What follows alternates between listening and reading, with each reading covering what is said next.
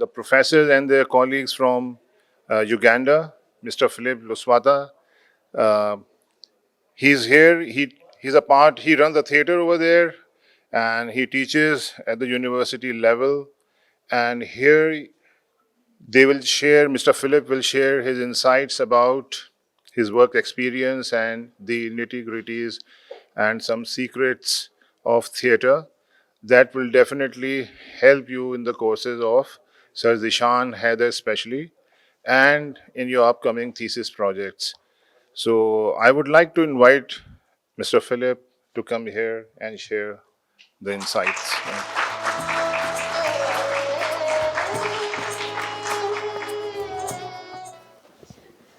Thank you very much, sir. Again, I am Philip Luswata. I teach theater and film at Makerere University. You've heard of Makerere University in Uganda, East Africa. So I've been teaching there for some time. Now, I've been invited to give this talk. I'm excited to be giving it. I'm always excited to have a chance to share with storytellers. And so I'm going to share this opportunity mostly as a storyteller. Because I am a theater artist, I am a theater artist and most of you are filmmakers, which is exciting. And my talk is going to be from the perspective of my own experience, of the experience of the project that I came with here to show at the Arts Council. My biggest problem as a teacher of theater and film has been that while in Uganda, for our Ugandan experience, while we make a lot of theater, we teach students to do theater. We train them every day. We graduate theater people every day. But the biggest problem was that the people who were teaching, when they would go out into the field, they would not practice film professionally. They would not practice theater professionally. They would rather go and do other things. Because one of the things that you find out is that for a university graduate, it tends not to be profitable. You say, it's not making money for me. Right now, we've come with my brother. Should I give you away? And he was saying he's a very passionate storyteller. He's a very passionate filmmaker. But his interest is in computer science. That's what he's doing. And you find that most of us creatives, many of us try and find something else to cling on, so that we do not put all our eggs in one basket. We do not want to say, I am fully surviving on filmmaking. How many here can say that, even though you are studying film, how many here can say truthfully that I am sure I am going to make money in film? I am sure I am going to make money in film. You're a brave man. So how many of us can lift up our hands? Not many of us. Even though we say we are not sure, we still come to class. We still say, we still introduce ourselves as filmmakers, even when we do not see a future in what we are putting our time in. So even us as teachers, it's always the same problem, that I am teaching these people. I am supposed to show them that there is a life, there is a future, there is a tomorrow. But even I myself, I'm lucky to also be a practitioner. Even I, as a practitioner, I hardly see what tomorrow looks like. So we are living in a world full of sacrifice. I don't know, but I believe. And we continue to believe because storytelling is the most central aspect of our lives. For instance, if you see how our forefathers, it doesn't matter whether you are an African or from Pakistan or European or American, our forefathers lived on stories. They woke up every day to tell stories and slept to tell stories because that was what sustained the society. That's what sustained rules. That's what sustained discipline. Where when they went to war, they would come back and create a dance about that war so that it is stored, so that it is archived. And when you look at these other things that they came and gave us, the film, the theater, it is supposed to continue with that kind of tradition. It is supposed to make archiving these experiences of our daily lives better. It is supposed to make archiving our experiences easier. But how do we relate with these mediums that we were handed down, that made life easier. Instead, they confused us. Because if story is central, then it should be easy to sell story. But why are we failing to sell stories? People need tomatoes. Every day they wake up and they buy the tomatoes. People need stories, but they are not buying stories. Are we selling the wrong stories? So that's the experiment. That's the thought I am excited about, that I talk about even in my play. I spent a lot of time, we were talking with him in the car, and I was saying that most of the time we tell passion stories. We simply say, this is what I want to tell the world. This is what I want to say. This is what I have. But is it what the world needs? Now, then you come to a crossroad. Do I do what the world needs, what the people need, or do I do what I want? Now, many times we think that for you to be relevant, you need to tell what the world needs. This is what they need to hear. But is it what you need to say? Is it what you want to say? Is it what you are committed in? And so when we end up doing what the world wants to hear, what our people want to hear, what we think they are talking about, then what I found was happening was that I was having less and less people coming to watch my shows. Less and less people coming to watch my shows. And that was very scary. I said, but I've done a great piece of art. I've done a very great play. I've done a great musical. I've done a great film. And I'm sure many of you here have films in your drawers. For those of us who started in the CD era, we have so many of them in our drawers. They are there. You are checking through, say, hey, I made this film. And then you remember how much money you spent on it, how much passion you spent on it, and it's in the drawer there, lying down. And you even forgot about it because you are making that great film, that great project. And that great project is the biggest letdown for many of the people who have been to the universities. It's the biggest letdown. When you do one or two of those and they don't work, you say, I'm never doing this again. I'm never making a film. Then we find you in a shop selling clothes. We find you suffering somewhere else. We find you even now studying nursing after you have completed. You say, let me do nursing and move on to something that is more lucrative. So the play we have been doing has been me asking myself that very same conversation we had in the car. Do I tell the story that people want to hear, or do I tell my story? Now, from the perspective of telling my story, I decided now to experiment. And I said, what if I do comedy? I just do, because I like to laugh. So I said, we're going to do comedy night.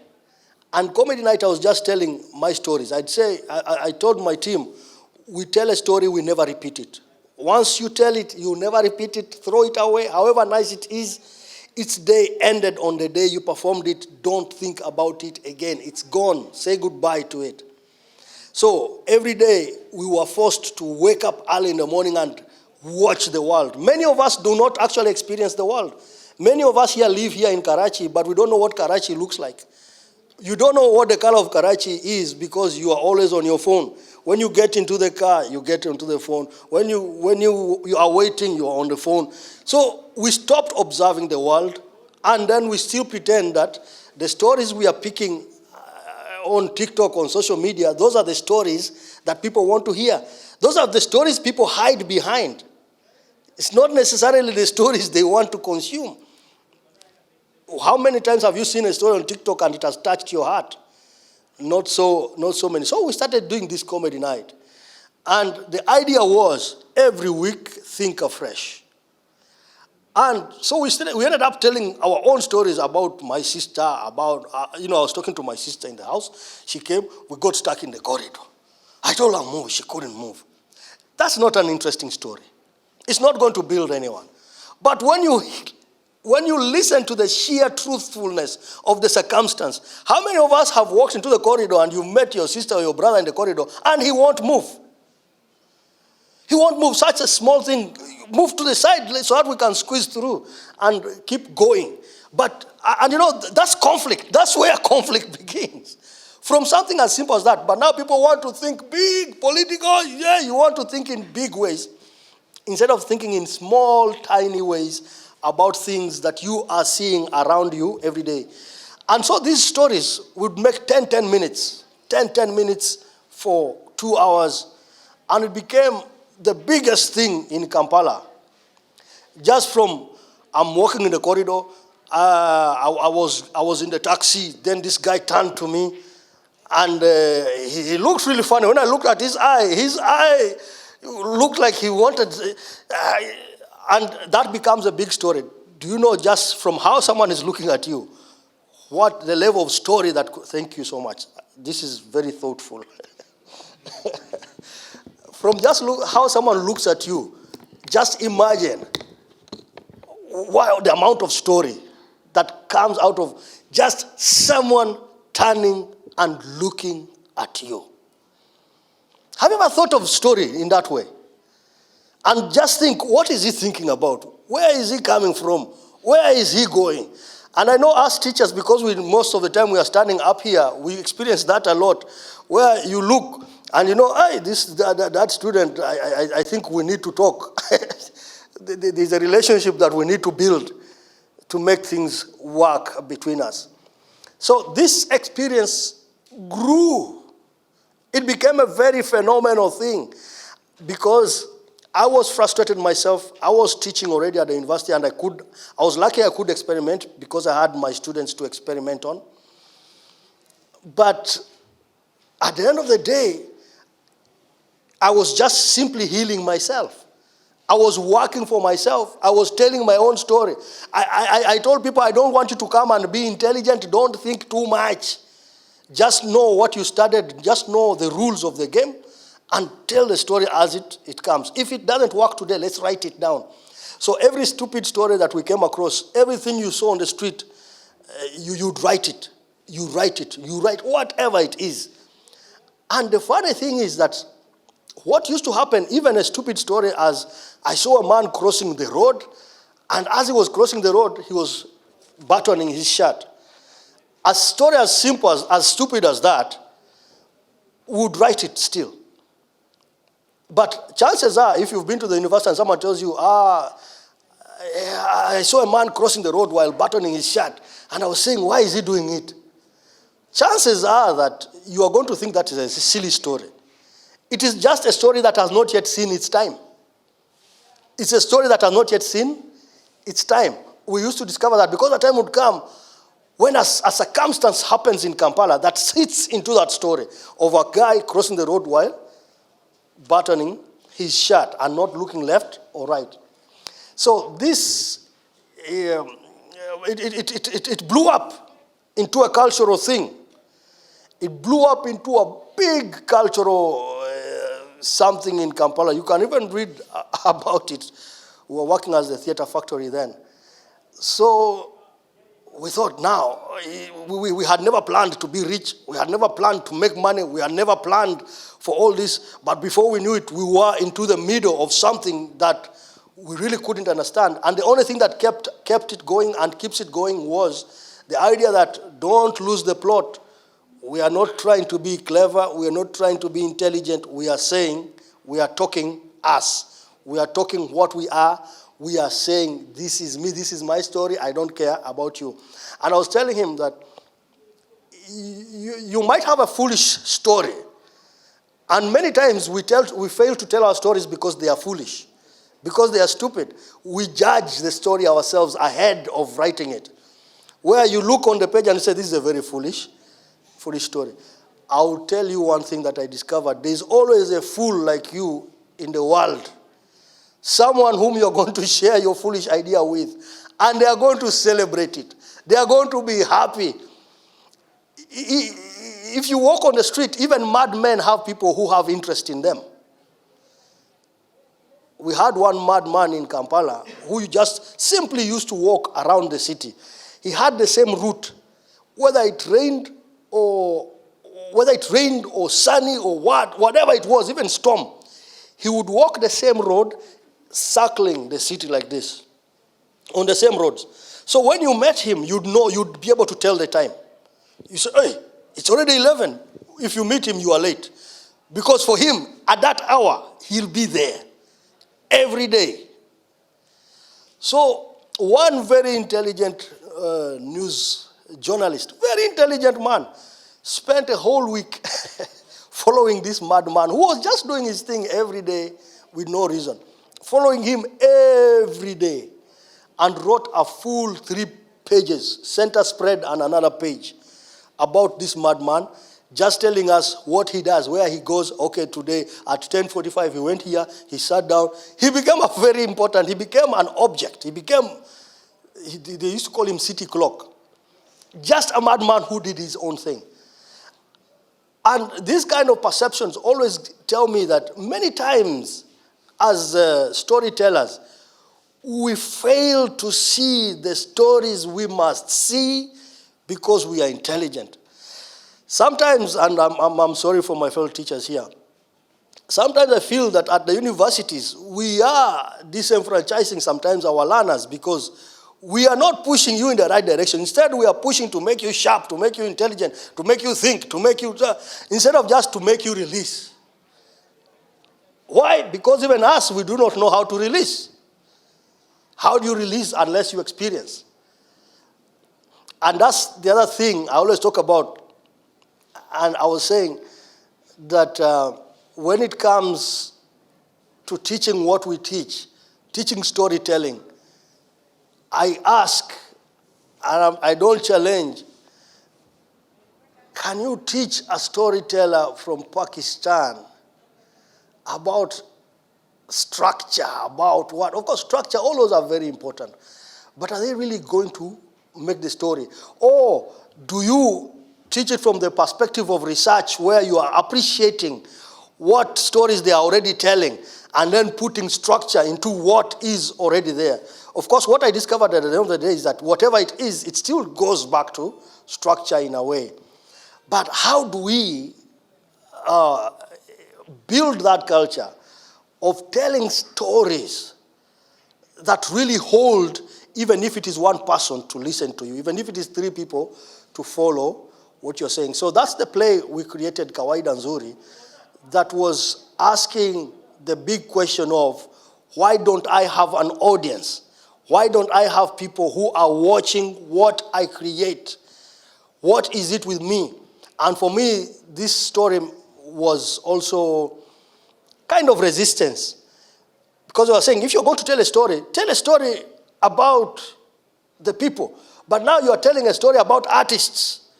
Are people going to watch a story about artists? I said, I don't care about them. But now you find the audience enjoys this story even more than the artists because they see themselves in how they are betraying or how they are betrayed by the performer. So at the end of the day, I just went out to tell my story, to complain, to cry, to scream. And that's how my story has brought me here to Karachi. It's not by accident. It's thanks to my story. It's thanks to the people who saw my story. And they said, wow, I think we need to share that story with us. And yet where it began was simply me ranting. I'd reached a point where I was saying, I'm teaching people theater, I'm doing theater, but I'm not seeing much in theater myself. And I wanted to quit. I wanted to say, I was saying now I've had it. Then this person told me, you are tired? Yes. But now, what are you saying you are tired when you have the story? I said, what's the story? You are tired. That's the story. I said, I'm tired. Yes, that's the story. And so I said, yes, by the way, that's the story. I am tired. So I wrote a story about myself being tired about doing the art that I love. And that's the story that has reawakened me and brought me onto this podium, made me look important when I am not. And I'm really excited to be able to do that.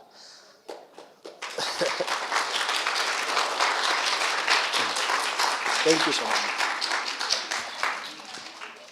So beyond that, I would like to welcome, any questions, anything you have to share yourself. The big thing is for us to share. You might have an experience like mine. And I would say look at it from the perspective of anger. I'm angry about this art. So where does it take me?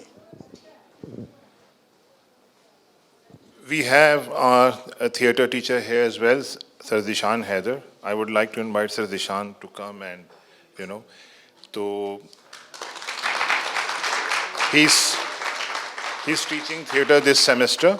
So, sir, please share some insights about your course so that you will. Okay, so we're in the middle of a, sir, I'll get up. So we're in the middle of a course called Theatre Project. What we do is we research human rights violation stories from Pakistan,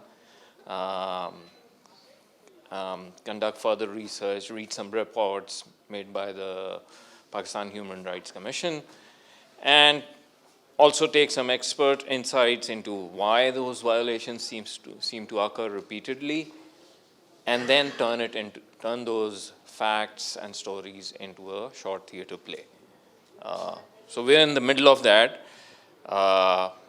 The students have probably now written their third draft. I still don't like it. I know why. And so my experience has been that we keep rewriting those things, keep adjusting things here and there there comes a point of time where we finally abandon it and just put it on stage. And I don't know if that speaks to you in any way.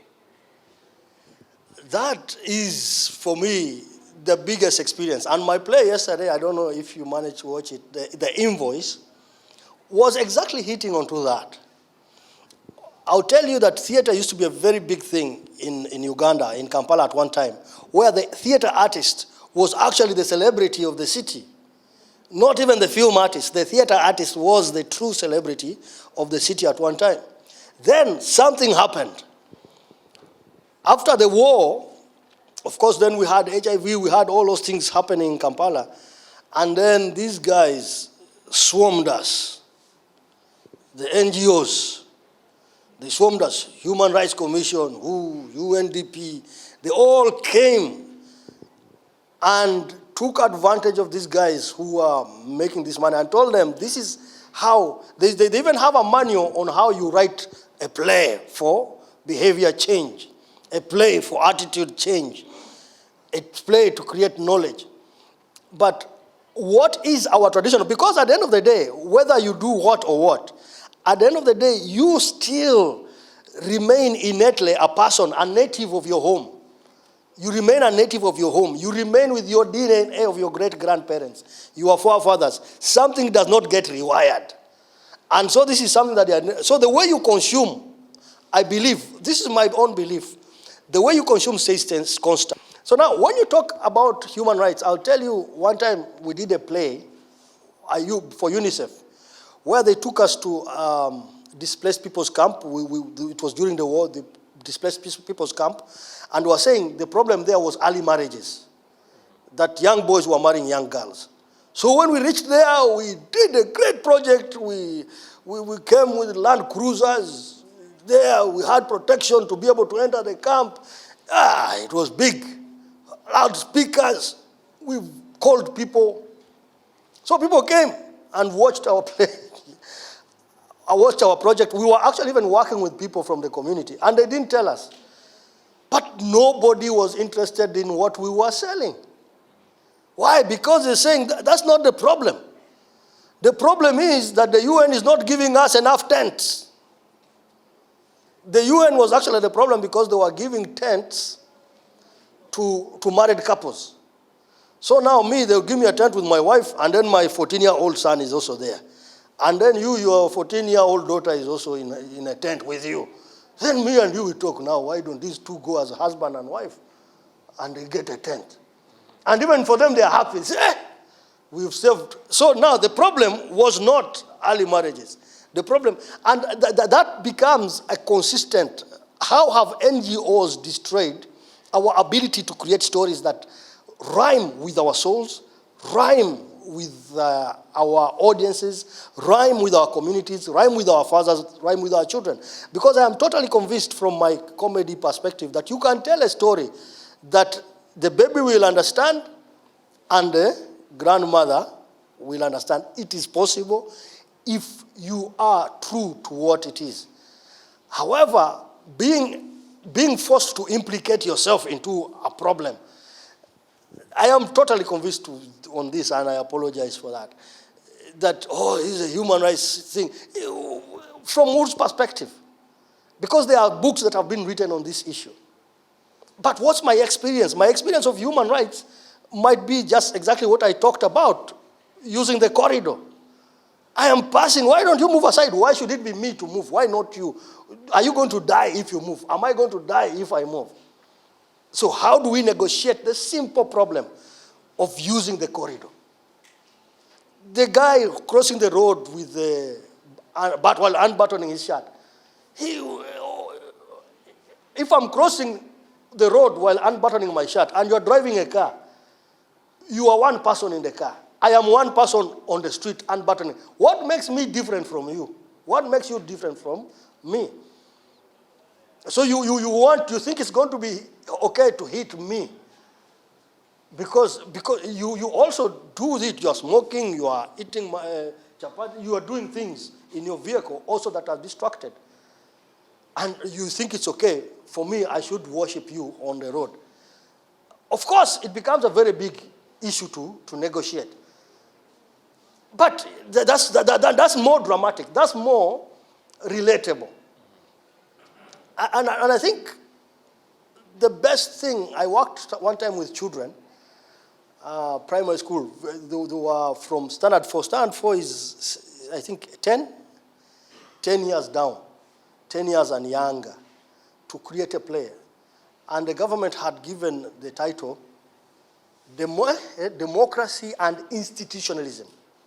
Democracy and Institutionalism. That was the title. They were competing. How is a 10-year-old supposed to understand what democracy and institutionalism is?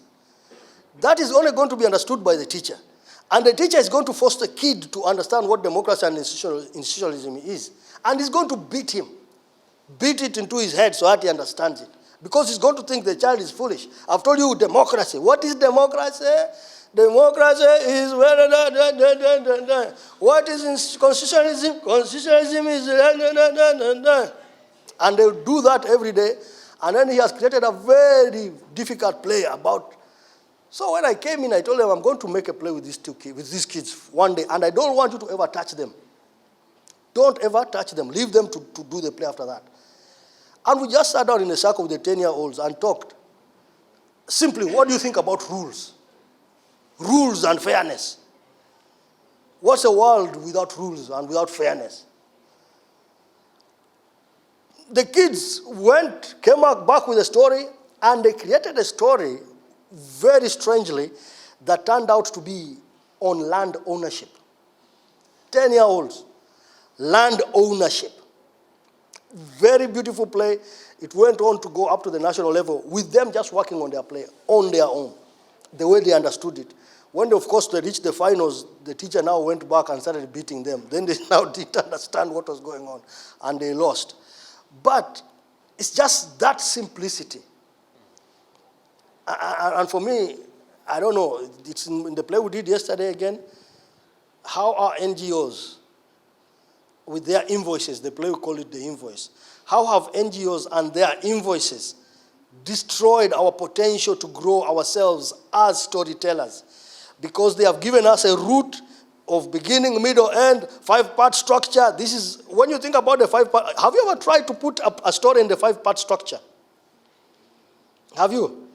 It's the most excruciating process. You say you put the beginning here and it's not working. Even when you do beginning, middle, end, it's the same thing. But if you just wake up and tell your story the way you are thinking about it, it will have a beginning, a middle, and an end automatically. So it's the same, what you're going through is the same battle we also go through. And for me, I reached a point where I'm saying, do we just say, do what you want? And this is what I'm thinking, this is the situation now. Do what you want, let me see what you have. But it's a catch-22. Being a teacher and having what you're supposed to, the course outline and the reality. So I do understand your pain. Thank you. Thank you. That was insightful. I really liked your insight about finding stories. Sorry. I really liked your insight about finding stories in the wild. But what do you do when you get stuck with a story? Because sometimes it happens where you are in the middle of writing a story, but then you get stuck at a point and you cannot seem to figure out the rest of it. What do you do then?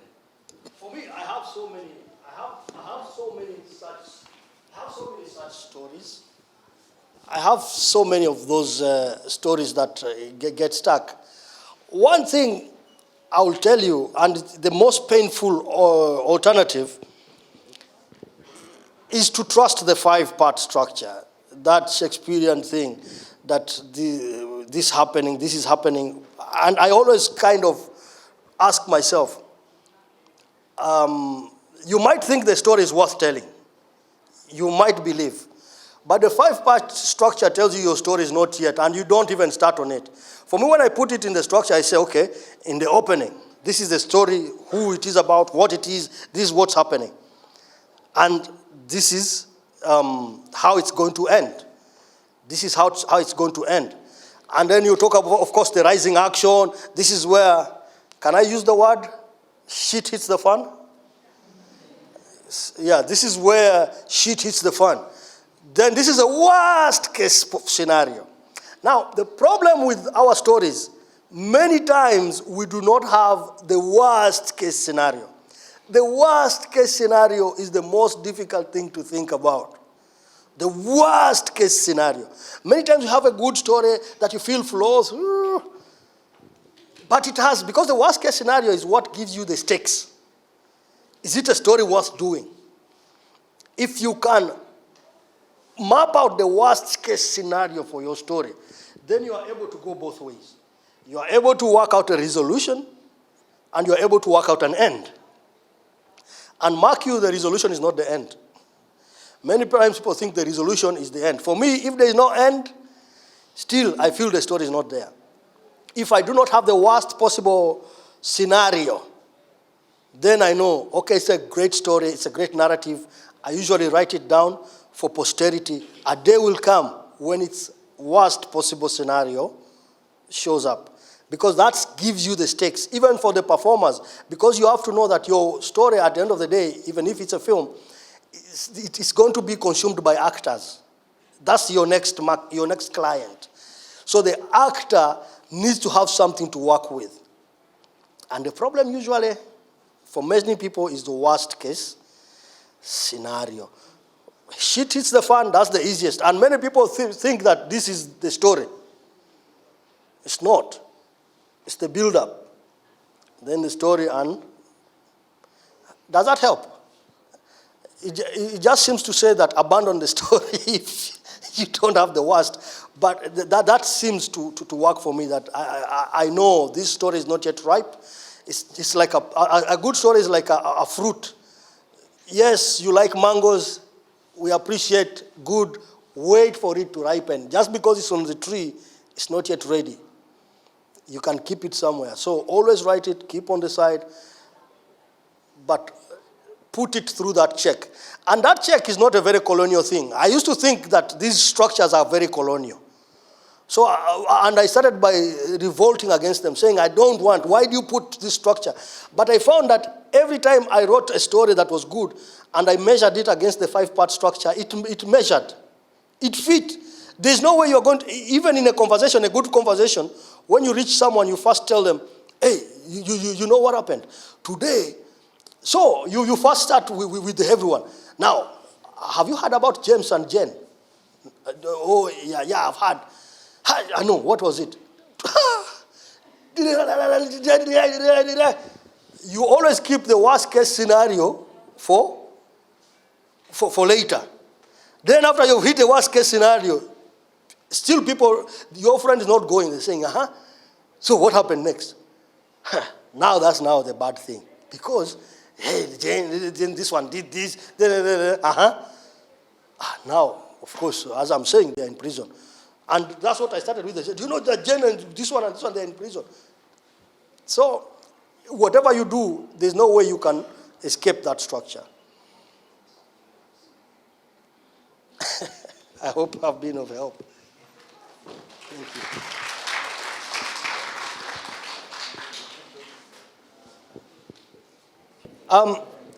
And then one thing, also not to let you down, to give you up.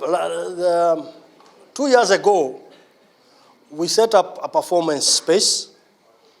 And that performance space, because it was expensive to hire spaces, where we said we are going to do a new full-length play every week.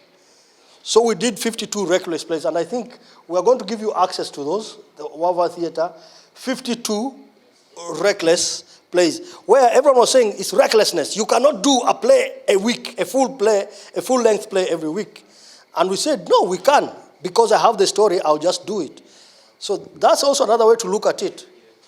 So maybe being stuck is an opportunity. And maybe when you're stuck, you reach that point when you're stuck and you say, why am I stuck? And maybe the story is actually, why are you stuck? Because there are things you do not want to say. And when you reach that point where you're stuck, you start judging yourself. You start debating. Now that's the drama. Forget now this one and write the debate. So that's how we were looking at, we will share this, the most 52 reckless plays, that's the most recent, but they are all in Uganda, so they might not make sense to you. They are all in Uganda, but we did 52 of them, one every week, and we were just thinking, I'm going to do it whether you like it or not. And in Kampala, people were saying, Philip, you teach, why are you doing this? I say, I teach you, what have you done? Let me just do it.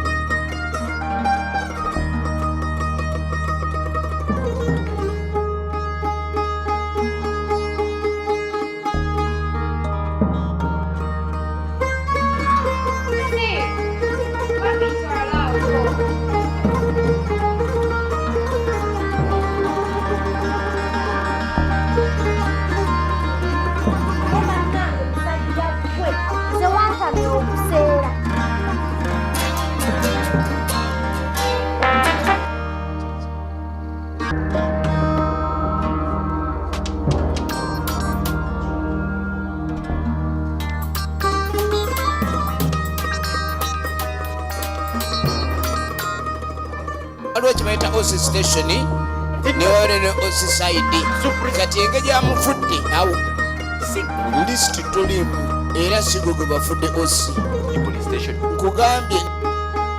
Now, the thing with the rejecting the idea that I'm stuck, we made plays. At first, we thought it was impossible. Then we'd make these plays on Friday. We'd put the show up on Friday. 2 hours, then put it up again on Saturday, and the same people, because the community, the same people who came yesterday, they would come today, tomorrow. So they say, but you showed us that one yesterday, why are you repeating it? So then we went to the next point where we are now doing series. You do part 1 on Friday, 2 hours, and part 2 on Saturday, 2 hours. And the funny thing with accepting a story, allowing the story to take you where it's going, of course, there was a lot of improv. Allowing a story to take you where it's going is that sometimes it becomes endless. That's the danger of not having an end. I learned from that experience that you need to have an end. So every time you go be on stage, then someone is coming and saying, now you go and end it. Find a way. I'm coming with an end. I'm coming with an end. So you go on stage, carry the time as these two are planning how to kill each other once they go, so that the play ends. So it also has its dangers. But what we discovered was the abundance of story when you just let your nuts loose. All of us had been to the university. Most of them had been my students. But I just said, forget the rules. First forget the rules. Let's just do. And we just did. And then after doing that, we also got bored about doing plays. Then we thought, why don't we add music to what we are doing? So these ones you will not see music. But our recent productions are musical. Because we thought we've done that, we are tired of it. Now we want music. Every play we do must have some. And we're not singers. If you hear me sing, it's the worst thing you can ever. Yeah, but I sing. I sing somehow. I force myself to. So thank you very much.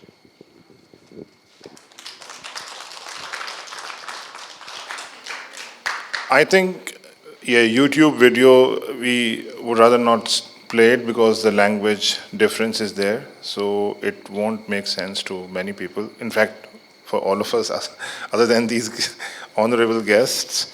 So I would like to invite Mr. Philip to arrange a workshop in collaboration with our faculty member of theatre. And he's also directing one play at Arts Council within this ongoing festival. So we'll meet you there and try to find some possibilities. If it is possible, if you do some kind of workshop kind of activity, so we'll be very grateful and we'll learn from your experience. And any other questions from the student body? If not, then we'll move towards the souvenir distribution ceremony. So I would like to invite Sir Zishan to come here and Tahir Sahab.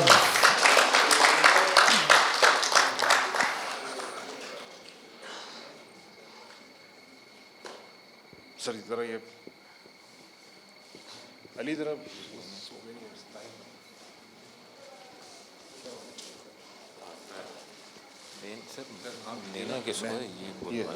Mr. Philip ko. I would like to invite Mr. Philip to come here. Sir Zishan Haider is the program manager for our master's program, MS program, and he teaches theatre. Oh, okay. Yes,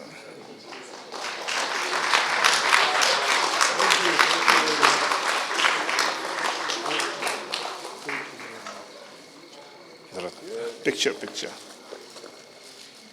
I would like to invite your students to come here as well.